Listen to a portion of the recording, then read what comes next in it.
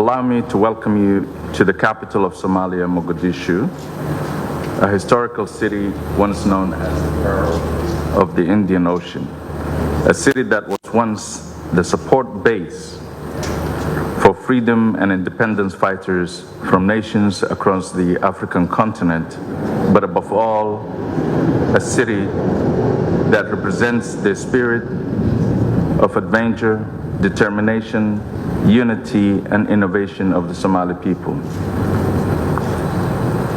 For those of you who have been here in Mogadishu before, I would hope the aerial view of the city as the plane approached Mogadishu gave you a glimpse of the rejuvenation of the city.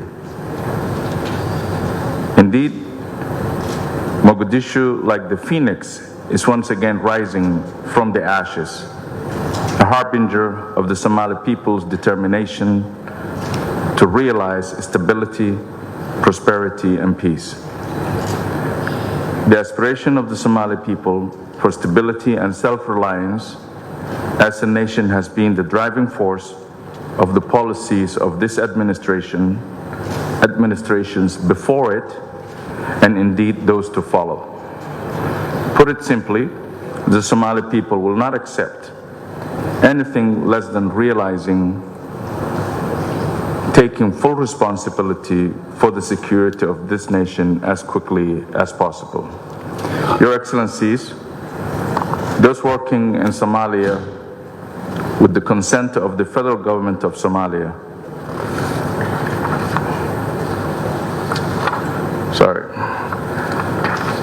Your Excellencies, the Somali nation owes so much to our African brothers, spearheaded by the African Union. But above all, the young men from our brotherly nations who have paid the ultimate sacrifice in support of the Somali nation's goals of realizing stability. The depth of gratitude for those brave fighters from AMISOM contingents who stood shoulder to shoulder with the young brave men of the Somali National Army to dislodge extremists from this city and beyond will forever be part of the fabric of our nation. In fact,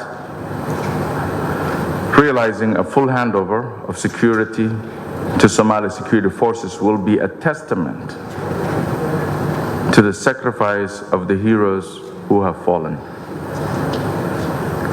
This is the reason why the federal government of Somalia has formulated the Somali Transition Plan and articulated its position that all partners, particularly our brothers in the AU and AMISOM, must fully work towards achieving. Your Excellencies, the Somali Transition Plan provides not only clarity in how security transition is to be conducted, but also a clear break from an AMISOM mission solely focused on security and a new AU mission able to support Somalia under the new political, governance, social, and security dispensation. However, what will not be accepted by the Somali nation is foot-dragging, misrepresentation, and delays that hinder the implementation of a successful security transfer from AU mission to Somali security forces, particularly from those working in Somalia with the consent of the federal government of Somalia. Your Excellencies, for the sake of clarity, the position of the federal government of Somalia remains support to Somalia under a new African Union mission and its components post-2021 will be contingent upon the acceptance of the FGS. Somalia will not accept a new AU mission that does not accept Somali leadership and thrives on incoherency and politicization of peace operation, nor should it be accepted by the Peace and Security Council of the African Union. The post-AMISOM African Union mission must be one able to work effectively with Somalia's leadership to achieve the goals that have been set. Such a mission will require the ability to support simultaneously combat operations, stabilization operations, and humanitarian efforts. This is the perspective Somalia will assess the viability of any mission going forward, and it's a view Somalia expects both the African Union Commission and the Peace and Security Council to fall fully behind.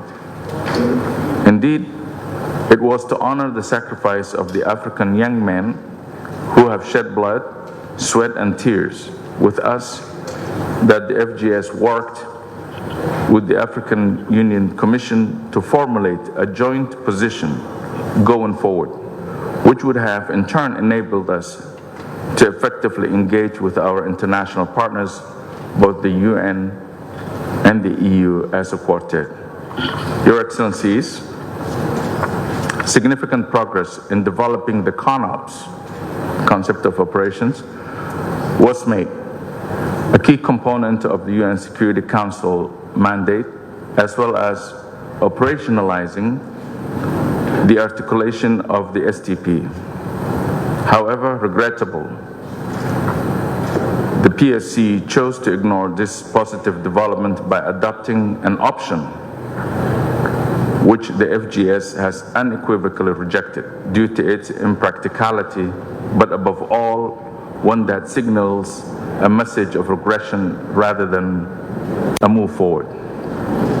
Your Excellencies, you see here, the hybrid option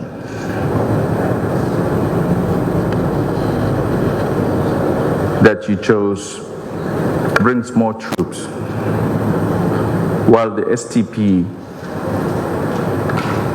that we would like to have reduces the current force. This is the biggest difference we have. We want less force, not more.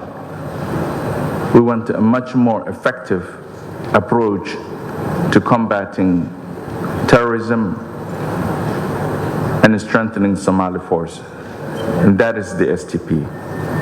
A credible mechanism for peace and security remains crucial to this region and the continent as a whole, but such a credibility cannot be maintained if the African Union mechanism allows for member states to be both part of any peace mission and at the same time be part of the PSC. The lessons here in Somalia is that we must be careful of conflict of interest in developing. Your Excellency, in your opening statement, you talked about for 15 years of hosting the African Union, and we do certainly have solid experience in this area. Otherwise, it remains dubious how the PSC can be impartial and assess the merits of any mission without the interference of short-term national interest. It is regrettable the PSC is yet to endorse the STP as articulated under the UN Security Council AMISOM mandate. Your Excellencies, the simple truth remains no options can be viable without the approval of the host nation, and the STP remains the position of the federal government of Somalia, not only under the this administration, but also future administrations. The Somali nation is united in seeking to realize the responsibility for its own security, and irrespective of election politics or otherwise, this will remain constant. Therefore, the force components within a future AU mission will not be predetermined under any option, but rather determined by the need against the capability offered, and equally importantly, the political viability of the proposed contingent of the African Union mission. This is the unequivocal position of the Somali nation. Somalia can't afford the dithering and blame game of the past. We expect decisiveness and support from the PSC. rather than being a force to make a unilateral decision. Finally, and once again, I'd like to thank you for visiting our capital after a long time. And as Your Excellency said, this in itself is an indication of the willingness to listen and to find a way forward. We're here today not to merely make statements, but to really have a good discussion so that we may find a way to move forward.